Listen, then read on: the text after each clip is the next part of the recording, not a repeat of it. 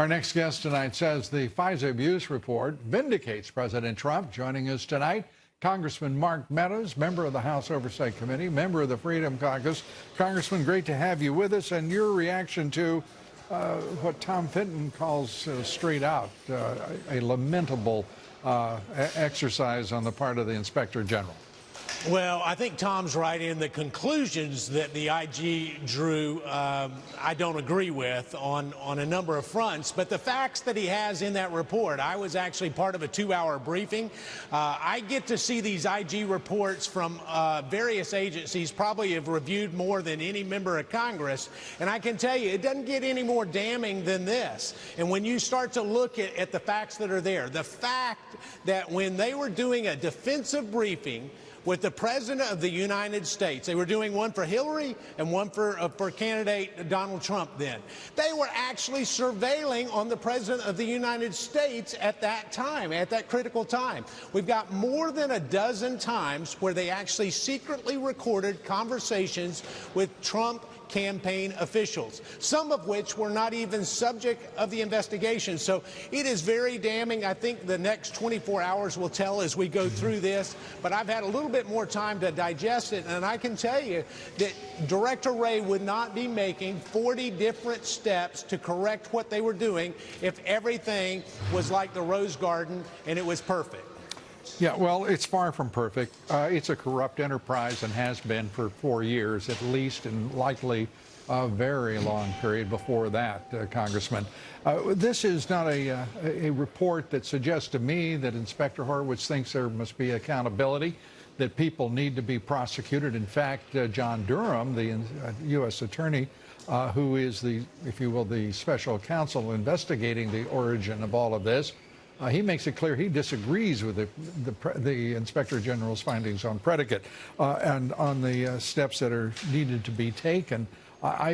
By the way, that's what I'm clinging to here tonight. Well, and I'm agreeing with John Durham, Lou, and I can tell you there was a narrow set of what Inspector Horowitz and his team were to look at, and that was the FISA abuse process. Indeed, there was a fraud perpetrated on the FISA court. We know that. We see that tonight. Not only were there omissions, but there were factual errors as it went to the court. They knew it not once, not twice, but 3 different times. And so John Durham's right to point that out.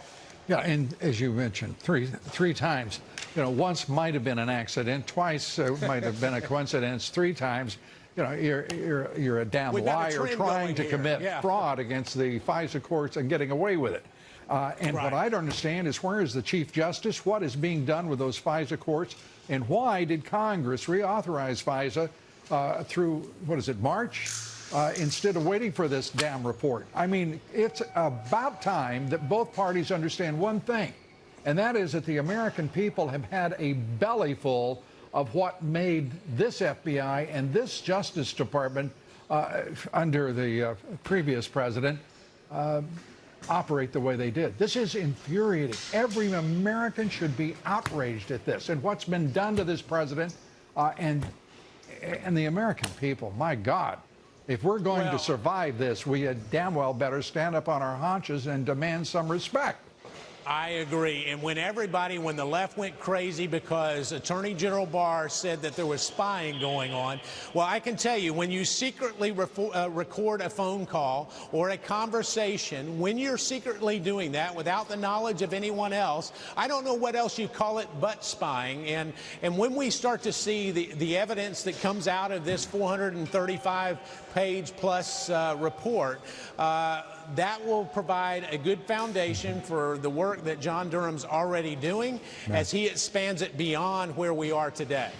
You know, and I look at this Justice Department, and particularly this Attorney General, and we are seeing a number of advances that are important and sometimes lost from public view.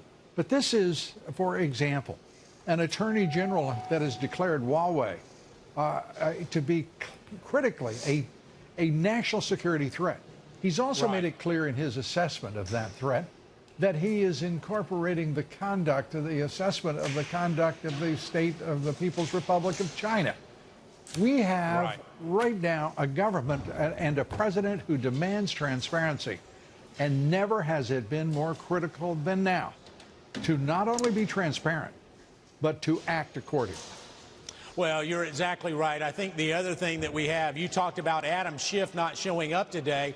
Well, you may remember not too long ago, Lou, you were covering this. Devin Nunes put out a report. Adam Schiff put out a report. Right. Today's IG report supports Devin Nunes, not Adam Schiff. So we're seeing the same kind of smoke and mirrors in this impeachment process that we saw in the entire Russia collusion conspiracy.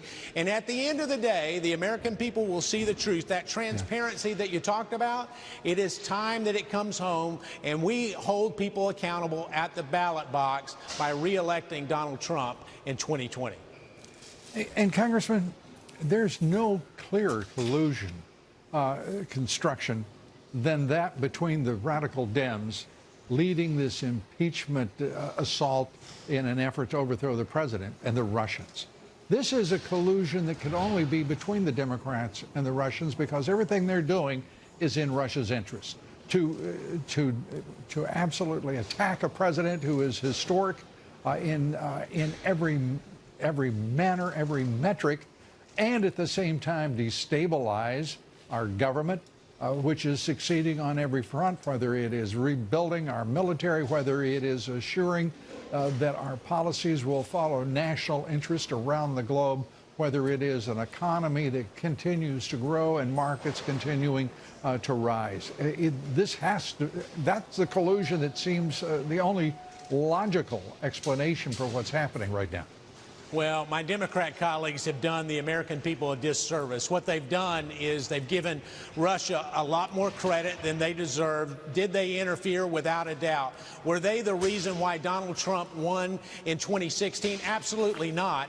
And they've done a disservice by actually elevating their profile with all of this narrative that goes on, and that's the real tragedy of all of this.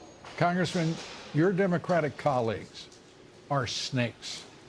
To have done what they have done and to stand before cameras and microphones every day and lie through their teeth, which is exactly what they have done on Capitol Hill in that body that you've served as a representative of the great state of North Carolina. They sully everything about the institution. It is a disgrace to the American people, as you well know. Congressman, you get the last word. Well, I can just tell you, this is nothing more than a partisan event that we've seen today and over the previous weeks. You know, they want to say it's not political, but you don't have focus groups to figure out what you're going to charge a president with unless it has a political foundation. And so it's time that we call it for what it is, and that is all about their 2020 re-elect or their